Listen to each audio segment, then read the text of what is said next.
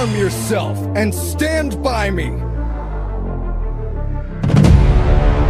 It would take an army to stop me.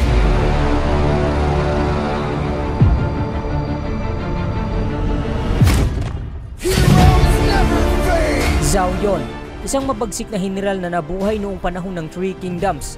Hinahangaan ng mga kakampi, ngunit kinatatakutan naman ng kanyang mga kalaban dahil sa talino at tapang nito sa pakikipagdigma. Gaano nga ba kalakas ang totoong Zelong na minsang nakipagbaka sa sinaunang China? Halika at ating himayin ng kasaysayan tungkol sa buhay ng isang magiting na mandirigma.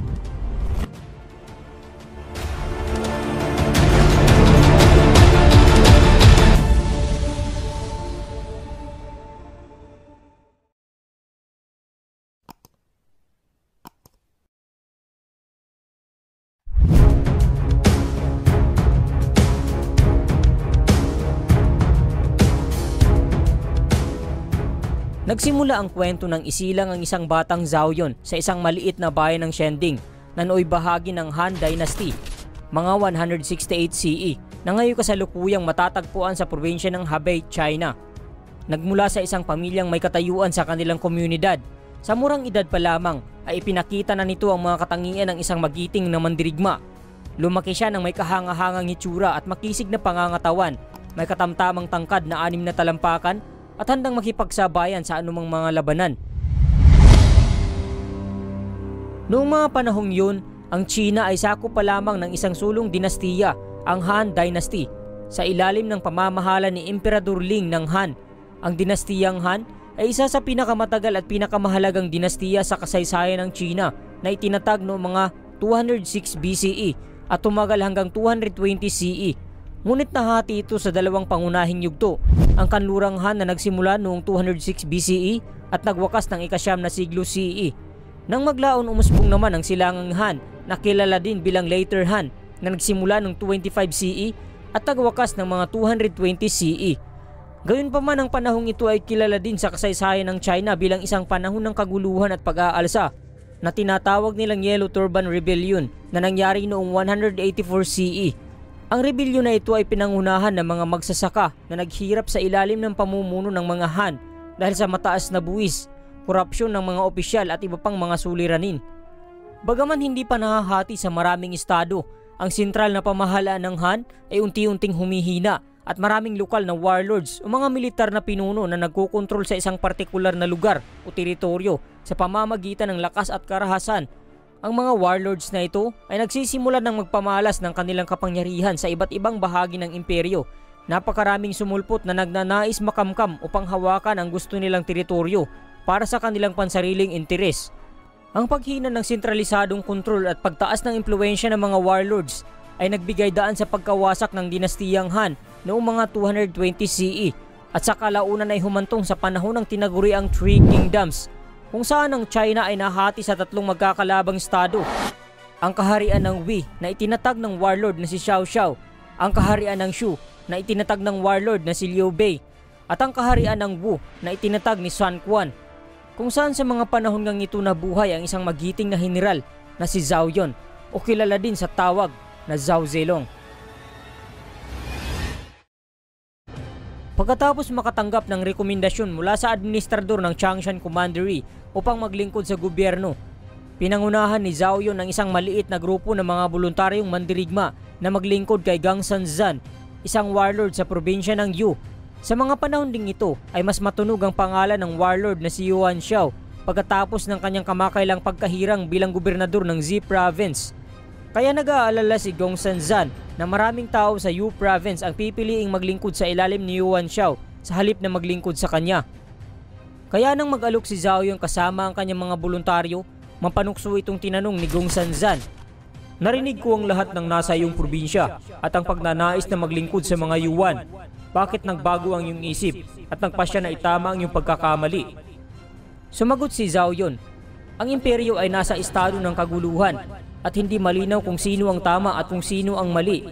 Ang mga tao ay nasa panganib. Ang mga tao sa aking probinsya pagkatapos ng maingat na pag-iisip ay nagpasya na umanib sa isang leader na namamahala ng may kabutihang loob. Sa makatuwid pinili kong sumama sa iyo, General, sa halip na kayuan." Tinanggap siya ni Gong Sanzan at kalaunan ay nakipag-alyansa si Zhao Yun sa panig ni Gong Sanzan sa ilang labanan laban sa mga karibal na puwersa. Ang dalawang warlords na ito ay matagal nang magkaaway. Si Yuan Shao ay isang malakas na pinuno sa Hilagang China, samantalang si Gong Sanzan ay isang general na nagpapatakbo ng kanyang teritoryo sa kaharian ng Yuzhou. Sa simula sila ay magkasundo naman laban sa mga pangkat ng rebelyon, ngunit sa paglipas ng panahon, ang kanilang ugnayan ay naging masalimuot. Ang ilang mga isyu tulad ng kontrol sa mga teritoryo at mga personal na ambisyon ay nagdulot ng tensyon sa pagitan ng dalawa na humantong sa sagupaan sa labanan ng Guando noong 200 CE, kung saan nagwagi si Yuan Shao at naging simula ng pagbagsak ni Gong Sanzan at pagtaas ng kapangyarihan ni Yuan Shao sa Hilagang China. Sa mga unang bahagi ng 190 CE, nakilala ni Zhao Yun si Liu Bei, ang nagtatag ng Kingdom of Wei. Noong mga panahong yun ay magkaalyansa din sina Gong Sanzan at Liu Bei sa anumang laban kay Yuan Shao. Si Zhao Yun ay naging malapit kay Liu Bei at ninais na ilipat ang kanyang katapatan dito. Kaya nang humiling si Gong Sanzan kay Liu Bei na tulungan ang kanyang kaalyadong si Tian Kai sa isang labanan laban kay Yuan Shao, tumulong si Zhao Yun kay Liu Bei at nagsilbi bilang isang opisyal ng cavalry sa ilalim nito. Noong unang bahagi ng 200, matapos makuha ang teritoryo ni Liu Bei sa probinsya ng Shu ng kanyang karibal na si Xiao Xiao, tumakas siya sa hilaga sa ibayo ng Yilu River, pangalawa sa pinakamahabang ilog sa China, at humingi siya doon ng kanlungan kay Yuan Shao, ang mortal din na kaaway ng warlord na si Xiao Xiao. Sa parehong pagkakataon, pumunta rin si Zhao Yun sa Yi, bandang ibaba ng probinsya ng Hebei, China, ang punong tanggapan ni Yuan Shao, kung saan muli silang nagkatagpo ni Liu Bei, kung saan bumuo sila ng planong magpalakas sa teritoryo ng kalaban. Palihim na humiling si Liu Bei kay Zhao Yun na tulungan siyang mag-ipon ng daan-daang mandirigma na handang sumunod sa kanya at maglingkod sa ilalim ng general sa timog. Walang kaalam-alam si Yuan Shao sa planong ito. Nang makaipon ng wastong bilang ng mga tauhan, ay agad silang tumungo sa timog upang makipag-alyansa kay Liu Biao, ang gobernador ng probinsya ng Jing at kamag-anak ni Liu Bei. Sa pagiging magkasangga ng dalawa, maraming labanan ang magkasama nilang sinabak. Sa lumalawak na puwersa ni Liu Bei at mababagsik na kabalyerya ni Zhao Yun, sinagupa nila ang malalaking hukbo ng mga kalaban kahit na mas lamang sa bilang ang mga kawal nito. Ilan sa mga labanan na magkasama nilang napagtagumpayan ay ang Battle of Red Cliffs noong mga 208, Battle of Chengdu noong 214 CE, ang Battle of Hanzhong noong 217 CE, kung saan nagtagumpay silang makuha ang kontrol ng Hanzhong mula kay Xiao Xiao at napalakas ang kanilang posisyon sa rehiyon. Isa sa pinakatanyag at hindi malilimutang labanan ay ang Battle of Xiangban na naganap noong mga 208 CE. Matapos mamatay ang gobernador na si Liu Biao, ang kanyang nakababatang anak na si Liu Kong ang pumalit sa kanyang pwesto bilang gobernador ng probinsya ng Jing. Pero nang maglunsad si Xiao Xiao ng isang kampanyang militar sa parehong taon upang lusubin ng Southern Jing province, sumuko si Liu Kong at napunta sa kalaban ang kontrol ng lupain ng Jing. Personal na pinamunuan ni Xiao Xiao ang libu-libong malalakas na elite cavalry upang tugisin si Liu Bei. Kaya si Liu Bei na kasalukuyang nasa rehiyon ay nagdesisyong tumakas upang iligtas ang kanyang mga nasasakupan mula sa paparating na hukbo ni Xiao Xiao. Iniwan ni Liu Bei at ng kanyang hukbo ang kanilang kuta sa Xinye County at tumungo sa timog patungo sa Xiaoku na nasa pangangalaga ng nakakatandang anak ni Liu Biao na si Liu Qi. Subalit hindi nila inaasahan ang mga susunod na magaganap. Kasama sa mga tumakas ang kanyang pamilya at maraming sibilyan, naglakbay si Liu Bei patungong kanluran. Pero dahil sa dami ng mga sibilyan na kanilang kasama ay naging mabagal ang kanilang paglalakbay. Hinabol ng hukbo ni Xiao Xiao si Liu Bei at dahil sa bilis at dami ng hukbo ni Xiao Xiao ay mabilis na narating ang kinaroroonan ni Liu Bei sa Xiangban. At dito nagpamalas si Zhao Zelong ng kabayanihan na tumatak sa kasaysayan at sa isipan ng marami. Nang maipit si Liu Bei sa labanan, nahiwalay sa engkwentro ang kanyang anak at asawa. Walang alinlangang binuhat ni Zhao Yun ang batang anak nito at pinotektahan ng kanyang asawa at walang takot na nakipagsabayan sa malakas na puwersa ni Xiao Xiao. Kaya sa kabutihang palad ay nakaligtas ang pamilya ni Liu Bei dahil sa sakripisyo ni Zhao Yun. Nang maglaho na ginawaran siya ng ranggo na General of the Standards o isang mataas na ranggo ng military noong sinaunang panahon sa China dahil sa kanyang kabayanihang ginawa. Nagtuloy-tuloy pa ang pag-angat ni Zhao Yun dahil sa kanyang katapatan kay Liu Bei.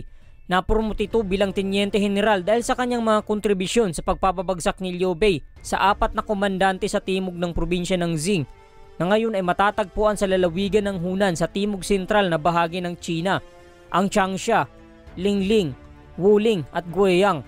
Matapos mahuli ang komandante ng Guiyang na si Zhao Fan, hinirang ni Liu Bei si Zhao Yun bilang bagong administrador ng probinsya.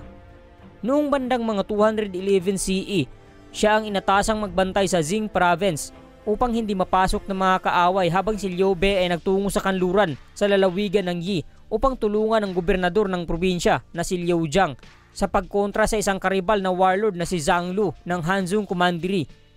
Pinananatiling ni Zhao Yun ang batas at kaayusan sa probinsya at pinotektahan ng naiwang anak at asawa ni Liu Bei nang si Sun Quan, ang emperador ng kaharian ng Wu, ay nagnanais itong dakpin. Naging mahalagang papel din si Zhao Yun sa Battle of Han River na naglalayong makuha ang teritoryo ng Hanzhong mula kay Xiao Xiao. Ayon sa mga tala ng kasaysayan, pinamunuan ni Zhao Yun ng isang matagumpay na pagsalakay sa kampo ng kaaway na nagdulot ng malaking kaguluhan at naging daan upang magtagumpay ang kanilang hukbo.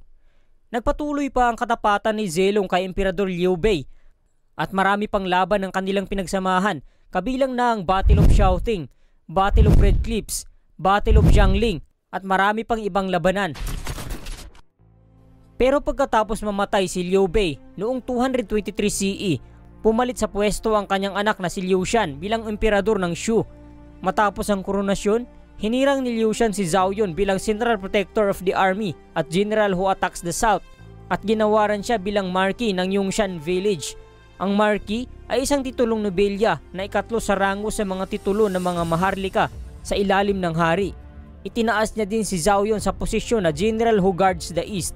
Bagamat sumasabak noon sa mga mapanganib na labanan, pagsapit ng 229 CE, pumanaw ang mabagsik na general sa edad na 70 dahil sa natural na kadahilanan at ginawaran siya ni Liu Shan ng posthumous title o titulo na ibinibigay sa isang tao pagkatapos ng kamatayan. Karaniwan itong ibinibigay upang parangalan ng isang tao sa kanyang mga nagawa o upang kilalanin ng kanyang kahalagahan sa lipunan. Noong panahong iyon, isang malaking karangalan para sa isang tao ang makatanggap ng posthumous title. Nakuha nito ang katawagang Zilong bilang kanyang estilo o courtesy name. Sa tradisyon ng China, karaniwan para sa mga lalaking Chino na magkaroon ng courtesy name na ibinibigay kapag sila ay tumanda. Ito ay bilang paggalang at upang magpakita ng mas formal na aspeto ng kanilang pagkatao. Dahil sa mga tagumpay na nakamit ni Zhao Zelong, tumatak ito sa kasaysayan hindi lamang sa China kundi sa ibang parte ng mundo.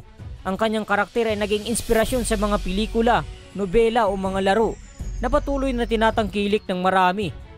Tunay na kapag ikaw ay may nagawa o naiambag sa kasaysayan, tatatak ito sa puso at isipan ng mga susunod na henerasyon, tulad na lamang ng sakripisyo ni Rizal na nagbuwis ng buhay sa kanyang lupang tinubuan na hanggang ngayon ay patuloy pa rin nasa puso at isip ng mga mamamayang Pilipino.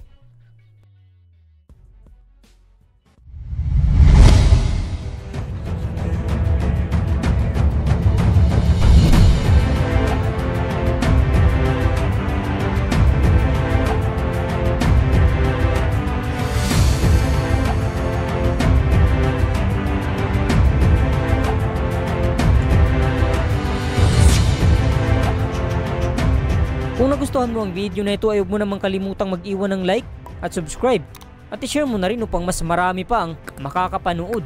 Tandaan, higit na mainam sa ginto ang magkaroon ng karunungan at higit kaysa sa pilak ang magkaroon ng pangunawa. Hanggang sa muli at maraming salamat sa pagsubaybay.